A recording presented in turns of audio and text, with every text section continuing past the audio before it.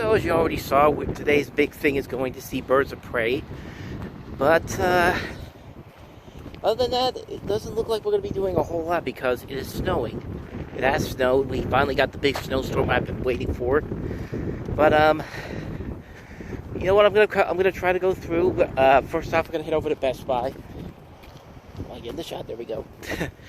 Yeah, we're gonna head to Best Buy and then Barnes & Noble, Cash and Culture, and then try to go to other places around the mall. I wanted to go somewhere I'd never taken you guys before, but the snow got in the way. So unfortunately, that's gonna have to wait until at least next week. But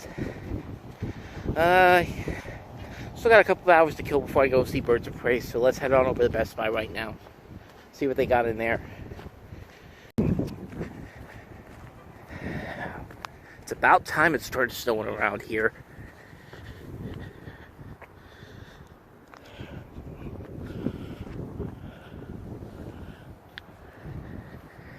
But there's our first stop of the day.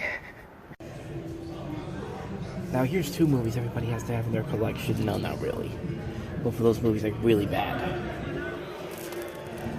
My first time seeing this.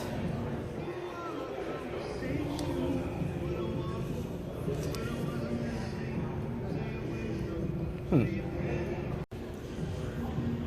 didn't mention that the Disney Steelbooks are back on sale again this week. I'll show you those when we get over there, but here's the new thing I see.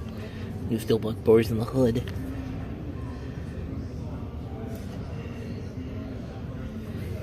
Just $25. I already got a Boys in the Hood Steelbook though, so I think I'm going to pass on that one, unfortunately. Like I said, a lot of the Disney Steelbooks are back on sale again this week. Cinderella's $15, the animated one's $20. Some other ones here too. Big Hero 6 is not $20 again. The left Steelbook's only $20. Aladdin's $20. 101 Dalmatians and Sleeping Beauty are $20. Some of the new stuff.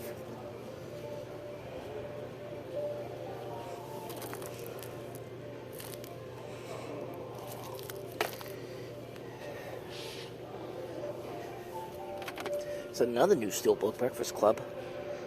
It's $15.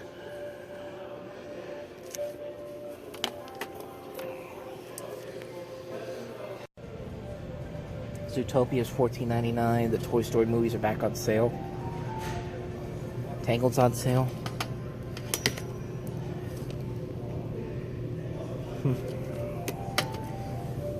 Ratatouille. Princess and the Frog. Lion King's back on sale for $15. Inside Out, Finding Nemo, Finding Dory. It looks like most of the ones that were on sale back in November are back on sale this week. Except Cars was $10 back in November, so some of the Marvel Steelbooks. Alright, so I didn't buy anything at Best Buy, unfortunately. I already had the Dr. Sleep Steelbook that came out this week. I was tempted to get that Black Panther Steelbook, but I decided not to because I already had the original one from Best Buy. And those Disney Steelbooks, I bought most of the ones I wanted already back in November, so yeah.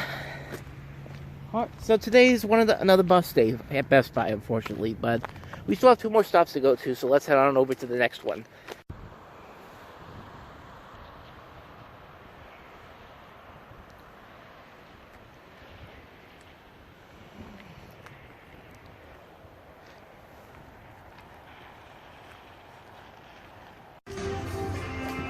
Alrighty, on to the next stop of the day, Barnes & Noble.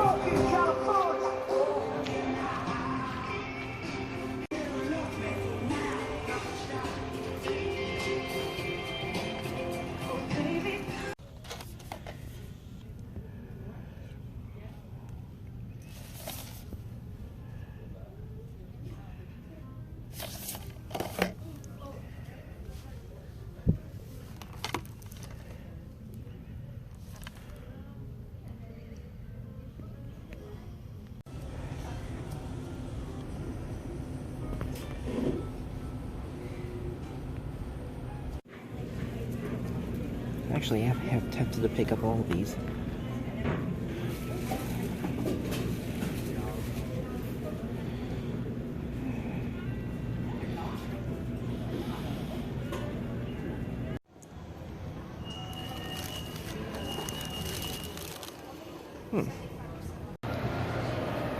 That J.J. Abrams pop was tempting, and it was buy one, get one 50% off, but I've got enough pops as it is, and I need to find a place to put all of them, so unfortunately I had to pass on that one. And one last stop for right now, Cash and Culture.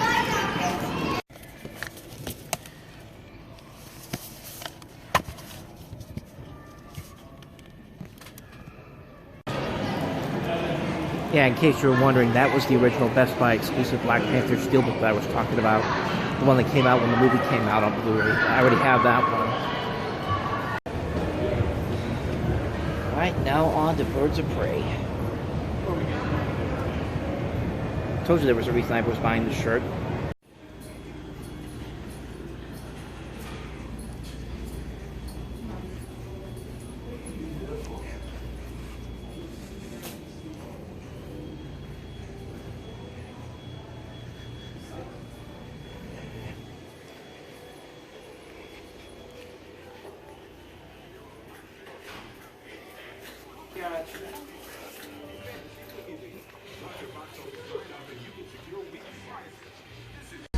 You probably never heard my reports of my fame, a great deal exaggerated.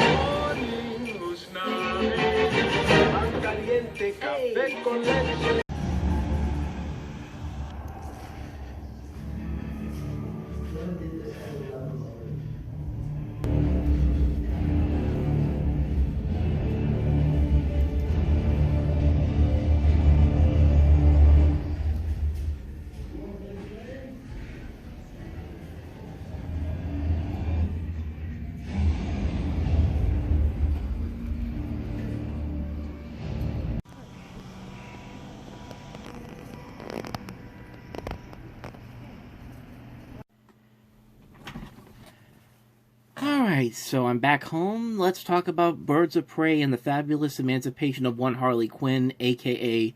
the Harley Quinn movie with special guest Birds of Prey, because, yeah, that's pretty much what this movie is. I mean, Harley Quinn's in it for most of it, but the Birds of Prey, who are ahead of her in the title, are barely in this movie together. Not until the third act and all. And in terms of the other DC EU movies, they've gotten better as they've gone along, which means to say that Batman v Superman's the worst one. Suicide Squad's a little better, but still not very good. Wonder Woman's the best out of the three up until the last 10 minutes. I like Justice League. I know a lot of people didn't like Justice League, but I liked it. Screw the Snyder Cut, if it actually exists. Aquaman was pretty good, and Shazam was really good. And this one's kind of in the middle between Justice League and Aquaman, and Aquaman kind of, like, I didn't hate the movie, but I didn't really love it either. I just think it's okay. I think for the most part it's an enjoyable movie, but I think the best parts of it come in the third act. Like, I think let me just get to the positives of this movie real quick, because the cast in this movie, I think, works really well. Of course, Margot Robbie is back as Harley Quinn from her character from Suicide Squad, which was one of the better characters of that film. And she's very good in this movie. She does carry the movie a lot. When she's on screen, the movie just works. I think she has a great personality to this character. She does a very good job with this character. And, yeah, it's a really good character. And I like these other the characters in this movie, too. You've got Rosie Perez as Renee Montoya, Mary Elizabeth Winstead, Boat. I'm keeping that in.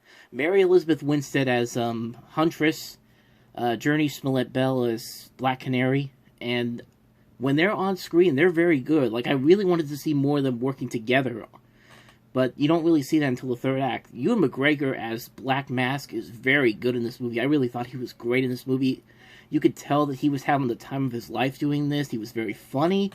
He's a great villain. I think he's very funny in this, and I think he's really enjoyable to watch in this. Chris Mazzina playing Victor Zsasz was very good in this. The action is very stylized. I like the fact that Harley Quinn, whenever she goes into these action sequences, there's not a whole lot of blood anywhere. Like, when she shoots people, like, glitter and all that kind of stuff comes out, and ooh, excuse me. I'm gonna power through this. But, yeah, the movie's very good. I'm not saying it's great or anything, but my big problem with this movie comes from two things. One, this is an R-rated movie, and it didn't really feel like an R-rated movie except for, like, the occasional over-the-top violence, some F-bombs, all that kind of stuff, but for the most part, this really could have been PG-13, honestly. Like, Deadpool, you could tell, was a hard R, but Birds of Prey in this movie, there's not really a whole lot of R-rated style violence or comedy in this, and I think that's really one of the downsides of this movie, which I think could have really worked to give this movie its own standout moments in it. And like I said, the third act is great, but I wanted to see more of the Birds of Prey. They're the focus of this whole movie, but not the focus of the whole movie. They're in the title of this movie, and they're barely in the film at all. It's like the Tom and Jerry movie, where Tom and Jerry are basically playing second bananas. The Lorax, where he's playing second banana. It's kind of the same with the Birds of Prey. They're hardly in the movie, but Harley Quinn is the main focus of it. And like I said, not a bad thing, but if you're gonna make Harley Quinn the main focus of the movie, call the movie Harley Quinn and the Birds of Prey, or just flip-flop the title around, make it the fabulous emancipation of our Harley Quinn and Birds of Prey, or something like that. But I mean, yeah, it's a good movie. It's not a great movie, but it's a fun movie. You can have a good time watching this movie. There are definitely elements in here that I think do work, but in terms of what DC has been doing since 2017, this is probably one of their weaker films, but still one of their more enjoyable films. I had a good time with it. I think in a matinee, you'll definitely get a lot of enjoyment out of this, but I don't think it's as good as stuff like Shazam or Aquaman or Wonder Woman. I think those are far better movies. But I will say this, though. I think this is going to have, like, a strong cult following in the years to come. Like, it's not going to do well at the box office this weekend, unfortunately. But the theater I saw it in was packed. It's getting some good reviews. There's a lot of people who are really looking forward to this. I could definitely see this having a cult following in the years to come. This is definitely a movie that's going to be really enjoyed by a lot of people. I think if you go into it just looking for a fun superhero, villain, anti-hero kind of movie, you'll definitely get a kick out of this. And I hope that I kind of do want to see more of these, more adventures with these characters. That's one of the things I really appreciate about this movie, that these are great characters that I think can continue into future films. I hope that at somewhere down the line they can continue to do stuff like that. So yeah, like I said, Birds of Prey, I would say at about a matinee, it's definitely worth a watch. Oh shit, is that a hyena in a bathtub? I named him Bruce after that hunky Wayne guy. And why wasn't he in more of the movie?